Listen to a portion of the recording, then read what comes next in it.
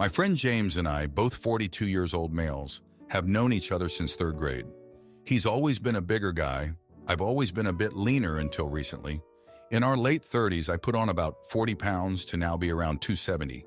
James put on weight as well and is in the 325 range. We're both taller guys, but still too heavy for either of us. Over the years, we've both tried dieting in different forms as both of our wives are supportive and would like to join us and lose weight as well. After watching a few "Where Does Your Meat Come From" type documentaries, not preaching, I promise, my wife and I decided to try switching to a plant-based diet. We're not vegan, we still eat cheese sparingly and skim milk on occasion. But neither of us have eaten any meat whatsoever in 8 weeks. I'm down 31 pounds. My wife is down almost 24 pounds. So I see my buddy about a month ago when I was down 10, 15 pounds and he says I look great, and what am I doing differently? I tell him we're trying a plant-based diet, and before I could get too deep into any explanation, he kind of cuts me short, laughs, says this is all BS, and don't start bragging around his wife as he'll never give up meat. Okay, terrific, I wasn't planning to. And also you asked me, I didn't even bring it up right now, but we leave it there. Last night we were all at another friend's house for dinner and drinks, and our host mentions my wife and I look terrific, and my wife brings up what we're doing. Despite it being received positively by everyone else with well wishes, my buddy gets all pissed off and starts openly announcing eating meat is a vital necessity to every diet, starts calling me a soy boy, LOL, and looks at his wife and says, don't even consider it, it's never happening. He tells everyone the only reason we're losing weight is because we're clearly starving ourselves and anyone could get the same results on any diet doing the same, to which my reply was, we've tried other diets without results, you know this. Maybe if you pulled your head out of your A/, for a minute, you'd see I'm not trying to recruit you for anything. And your facts are wrong. There are entire regions of the world that don't eat meat, dairy, and are much healthier than Americans as a whole. But by all means, keep on the heavy carb red meat diet and let us all know when you hit 400. This was a frustrating event because I don't initiate this conversation with anyone for fear of exactly this happening. Eating meat or not eating meat triggers something in people. Regardless, my friend went to the bathroom and a couple of minutes later excused himself and he and his wife left. The dinner was fine after. The other couples all felt like he attacked us unprovoked, but he's a longtime friend. I'm 100% confident our friendship will survive this, but I still need to know if I apologize for my half of the incident, regardless of what was said in his half. Was I the AH for how I handled it? ETA. Some people are hesitant about posting regarding food or diets. I was too. Look at the comments here. 2 out of every 3 people are screaming at me that I'm forcing a plant-based diet on others. At no point did I ever say plant-based is the only way to go to lose weight. What I did say was, with my wife and I, we tried other calorie-deficient diets to lose weight and had no results. After almost 2 months of no carb beers at night, no glazed donuts for breakfast, no Italian subs for lunch, I mentioned to my doctor and he simply told me that in some people their bodies go into an efficiency mode to preserve calories as it recognizes changes are happening. Plant-based is working wonders for us where other diets did not. I'm happy others had results with other diets. We did not, but the Reddit hive mind has decided I'm either wrong, lying, or was cheating on previous diets. These results, as I've presented, couldn't possibly be correct. They know more about my body than I. To the many people who've DM'd me about how triggered meat consumers get over plant diets, I appreciate you reaching out, and I'm sorry you didn't feel comfortable commenting openly. Regarding my friend, I called him and apologized last night. He responded with the same. We both said some shitty things and agreed we were both way out of line. We're meeting for a beer tomorrow. All is well. Thank you to all who read and contributed. Now for a few comments before the update. Comment 1. I'm a guy who lost 100 over pounds, and I can tell you that I got a wide range of responses. In general, people told me how great I looked and were incredibly positive. The only people who weren't were other overweight friends of mine who never lost an opportunity to make a negative comment. Usually it was along the lines of you'll gain it all back or something like that. At a certain point, I realized that weight loss takes a lot of effort and discipline and real lifestyle changes, and that people who are looking for an easy fix are not going to get the results they want. Mixing in a salad once a week is not going to cut it. It requires many hours of exercise and a completely different relationship with food. The people who were making negative comments had all tried to lose weight in the past and failed, and just weren't convinced that it was possible for them. Comment 2. Not the idiot. When I went plant-based, I lost an entire Backstreet Boy. I am not vegetarian. I do eat poultry at times, but no red meat and limited dairy. I do not go to the gym, but I do walk and hike with my dogs every day. The best part has been how easy it has been to keep it off, whereas with other weight loss attempts, I eventually regained. I firmly believe it's the sugar. Eating primarily plant-based eliminated processed and sugary foods right off the bat. And I'll be honest, the first month was rough. Sugar addiction is real. But once you get over the hump and realize how good you can feel, you don't know what you don't know, it becomes second nature. Now for the update, thanks for tuning in again. So things took a turn since I last updated you. Remember how James and I had that blow up over the whole plant-based diet thing? Well, it didn't just end with an apology and a beer. It got worse, much worse. A week after our makeup, James's wife, let's call her Sarah, reached out to my wife in secret. She confessed she was worried about James's health and was impressed by our weight loss. She wanted to try the plant-based diet but was scared of James's reaction. My wife, being the supportive friend she is, offered to help her with meal plans and recipes. Sarah started the diet without telling James. She was sneaking veggies into his meals, making meatless dinners, and he didn't even notice. Or so we thought. She lost 10 pounds in 2 weeks, and that's when the bomb dropped. James found a stash of plant-based cookbooks and confronted Sarah.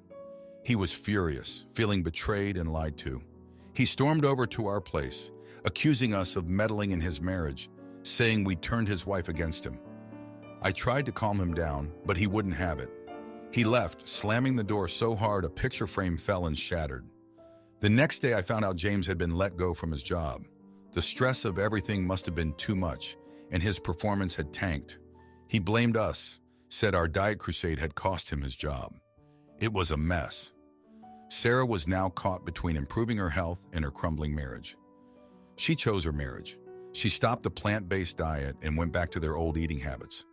It was heartbreaking to watch, especially since she had been doing so well. But meanwhile, my wife and I were dealing with our own issues. The tension with James put a strain on our relationship. We argued about whether we should have gotten involved or if we were too pushy with our lifestyle. It was a rough patch to say the least. Then the worst happened. James had a health scare, a minor heart attack. It was a wake-up call for everyone. He survived, thank God, but it was a close call. The doctors said he needed to make serious changes, or next time he might not be so lucky. James finally came around to the idea of changing his diet, but the damage was done. Sarah was resentful, feeling like she'd been forced to choose between her health and her husband, and now she was back to square one. My wife and I felt guilty, wondering if we could have handled things differently. In the end, James and Sarah started the plant-based diet together, but their relationship was strained. They're working on it, but it's going to be a long road to recovery, both physically and emotionally.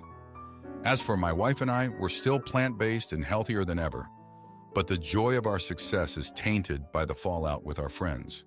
We learned the hard way that sometimes trying to help can backfire, and the consequences can be severe. Thanks for reading. My ex-wife denied my kids the chance to say goodbye to their grandfather. So I fought back and won more custody time. Long-time lurker reader, first-time poster. Throwaway account, I, 41-year-old male, have 2 kids, 14-year-old male and 16-year-old female, with my ex, Tammy, 37-year-old female. And according to the divorce decree, neither one of us can take the kids out of state without prior written consent from the other. This was fine for the most part, as neither Tammy nor I had any desire to go through any more hassle of co-parenting than we already do. However, my father recently passed away. It wasn't a shock because he was sick for a long time, so while I was sad he was gone, I was also relieved he wasn't suffering anymore. About 50 years ago, my father came to America, got an education, and made something of himself, but always missed his home country. When it was determined that there was nothing more that could be done for him, my father wanted to spend his last year in his home country. My sister happily obliged my father's wishes and quit her job to go with him and help with his care. My brother, other sister, and I also took at least one trip over to see him. Then the holidays came around and my father really wanted to see all of his grandchildren together one last time. My brother and other sister were able to bring their kids over, but when I brought this up to Tammy 3 months ago, she said she'd think about it. I gave her as much time as I could, but flights overseas during the holidays were expensive. So when I asked her again, Tammy said she needed more time. I asked how much more time did she need, and that led to a fight, and Tammy ended up saying she wouldn't agree. She also got to my kids and said that they didn't want to go either, citing that they didn't speak the language and how they shouldn't have to be inconvenienced just because their grandfather decided to leave the country. I was upset, but let it go, and I could tell my dad was a little hurt that the kids didn't come. He tried to video chat them twice but got no response. We had one final dinner together where my dad made a speech about how grateful he was for his family and discussed his will. Aside from my sister who took care of him, the majority of his financial estate would go to his grandkids, and he would be leaving the rest of us sentimental things, which we were all cool with. He passed a few weeks later, and at the reading of the will, my brother and other sister's kids got a decent-sized trust fund, whereas my kids weren't mentioned at all. I did bring this up once, and my sister said our dad was really hurt that he wasn't worth a video call in his final moments and only opted to leave them sentimental items. When my kids found out, they were furious, and Tammy demanded that I sue my sister and/or my nieces and nephews, but I refused. My kids see this as me putting someone else before them, as well as punishing them for not agreeing to go. But I don't see it that way. Am I the idiot? Now for a few comments before the update. Comment 1, it sounds like it was important to your father to be surrounded by the people he cared about, and who cared about him. Yes, your kids are too young to have enacted the decision to travel to see him again at parents' wishes, but as you note, they showed little interest in going or even connecting with your dad by video chat. Your kids' views on this lack of inheritance sound like they come from their mother, just like their lack of desire to take the trip did. They're old enough for you to have a conversation with them too. You lost a parent, and it isn't the time to be fighting about money that you don't care about. Not the idiot. Comment 2, not the idiot. A will isn't about fairness. Never has been. I'm not much for "I told you so," but you've got a pretty great one to lay down on your ex. Also note, lawsuits are going to go nowhere, and the only people who will get paid will be the lawyers. Let your ex tilt at that windmill if you want. Now for the update, thanks for the support on my last post. So after the whole mess with the will, things just spiraled. My kids were still mad, and Tammy was on a warpath. She started bad-mouthing my family to anyone who would listen, saying they were punishing the kids for her decision. It was a mess, and I was stuck in the middle, trying to keep the peace. Then out of nowhere, my brother calls me. He's found some old letters from my dad, stuff he wrote when he first came to America. They were full of hope and love for his new home, but also a lot of loneliness. My brother thought it might help the kids understand where our dad was coming from, why it was so important for him to go back to his home country in his last days. I decided to show the letters to my kids. My son, he's a bit like me, more on the quiet side. He read them and didn't say much. But my daughter, she's got a fire in her, and she got really quiet after reading them. That's how I knew they hit her hard. A few days later, my daughter comes to me and says she wants to talk to my sister, the one who took care of our dad. I was surprised, but I set it up. They talked for hours. Turns out my sister had a lot to say about those last months with our dad, how much he missed the kids, how he'd watch old videos of them over and over. After that talk, my daughter did something I never expected. She went to Tammy and told her she was wrong for keeping them from seeing our dad. They had a huge fight, and my daughter ended up staying with me for a while. My son, he's still torn, but he's starting to come around too, asking more about our dad's life. But just when I thought we might be getting to a better place, Tammy pulls a fast one. She files for full custody, saying I'm poisoning the kids against her. It was a low blow, and it hit me hard. I had to get a lawyer, go to court, the whole 9 yards. The court day was tense. Tammy was there with her lawyer, all business. I had my kids with me, and they were a mess, not sure what to think. The judge listened to both sides, asked the kids what they wanted. My daughter, she stood up and said she wanted to stay with me, that she didn't like what her mom had done. My son, he was quieter, but he said he wanted to split his time between us. The judge ended up ruling in favor of shared custody, but with more time at my place. Tammy was furious, said I'd turn the kids against her. But that wasn't true. They just saw things for what they were. After the court, things calmed down a bit. My kids started asking more about our dad, about his home country. They even started learning the language, said they wanted to visit one day, see where their grandpa grew up. And me, I'm just trying to be there for them, help them through this. It's not easy, but we're getting by one day at a time. Thanks for reading. My half-brother took advantage of my help and spread lies about me. So I cut him off and showed him what losing family really feels like. My 36-year-old half-brother, Sean, has a long history of drinking in excess. He got his act together for a while after his daughter, who is 5 years old, was born. But after he broke up with her mother, his drinking became more out of control than ever. He lost his job, his license, custody, and eventually his home. I tried to help him by getting him health insurance and bringing him to a detox center. When he left detox, I helped him with his supervised visitations with his daughter and gave him a list with all kinds of resources to help him maintain his sobriety. Unfortunately, he did not take advantage of any of them, and he lost his visitation privileges shortly thereafter. I then got him into a 90-day rehab facility and told him that was the last time I was going to help him. He still had his list of resources for when he got out. Apparently, he checked himself out after less than 30 days and promptly showed up at his child's mother's house and demanded to see his daughter. She refused, so he decided to drink a fifth of vodka and drive, literally like that Eminem song, Stan, with no license, no insurance, an expired inspection sticker, and then attempted to resist arrest when he, of course, got pulled over. He called me from jail the other day and asked me to bail him out, let him stay with me, and help him set up visitation with his daughter again at my house. I told him I'm not doing any of the above and not to call me again until he starts doing right by himself and his daughter. My husband supports me 100% and says that if I did help him, I'd just be enabling him. But Sean's mother called me sobbing and said that it's not being able to see his daughter that is causing him to make such poor life choices, and begged me to reconsider. I told her that I'm sorry, but I don't see it that way. He lost the right to see his daughter because he was already making poor life choices. She said that she never knew me to be so heartless and hung up on me. Am I the idiot? ETA to answer some of the questions in the comments. I am also a recovering alcoholic. I tried to demonstrate to him how much my life has improved in the years since I quit drinking, but he mostly just made excuses about how it was so much easier for me. It wasn't, except that I managed to get my act together before I ended up losing everything and everyone. It was and is still one of the hardest things I have ever done. His mother is disabled and on a fixed income, so she really can't help him much. She actually spent what little savings she had on the rehab place I got him into. My husband and I agreed that we would not pay for anything for him, and we haven't.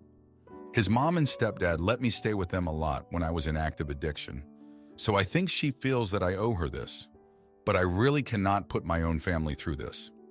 Now, for a few comments before the update. Comment 1. You are not the jerk, NTA, for not doing what his own mother refuses to do for him.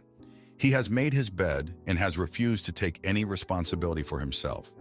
Rehab has a very low success rate if the individual doesn't really want to try or is forced to do it. Sean's mother is delusional. Maybe that contributes to Sean's worldview, thinking that it's the lack of visitation that has caused this because he earned visitation and then lost it by reverting to his old ways. He needs help, but he has to really want it, not just say he wants it. Comment 2. Absolutely not the jerk, NTA. You have gone above and beyond the call of duty with Sean. He hasn't used the opportunities he's been given to get his life together, and that's on him. It's a sad situation, but it's one he's going to have to turn around himself. Now for the update, thanks for sticking around for this update. So after I refused to bail Sean out, things went from bad to worse. His mom, who's been on my case since I said no, decided to take matters into her own hands. She drained her account, bailed him out, and guess where he ended up? On my doorstep, drunk in the middle of the night, yelling about how I owed him a chance to fix his life. My husband was furious, and I was just done. I didn't let him in. I told him to leave or I'd call the cops. He left, but not before making a scene that woke up the entire neighborhood. A week later, I heard from a mutual friend that Sean had been in a bar fight. He put someone in the hospital and was now facing attack charges. His mom called me, crying, saying it was my fault for not helping him when he needed it. I couldn't believe it. I was angry, but more than that, I was tired. Tired of the blame, the guilt trips, and the chaos he brought into my life. Then the family friend who told me about the bar fight also mentioned that Sean had been spreading rumors about me. Said I was the one with the drinking problem, that I was the one who couldn't be trusted. That was the last straw. I confronted him over the phone, and he didn't even deny it. He just laughed and said I deserved it for turning my back on him. I hung up and decided that was it. I blocked his number, told his mom I couldn't be part of this anymore, and asked her to respect my decision. It's been quiet since then. No late-night disturbances, no calls from his mom. My husband and I have been able to breathe again. But I won't lie, it's hard. I keep thinking about what could happen to Sean, but I also remember that I can't set myself on fire to keep him warm. Thanks for reading. If you like this video, you'll probably like these too. Also, while you're here, please consider subscribing. It's your support that keeps this channel alive and allows me to make better and longer videos. Have a great day!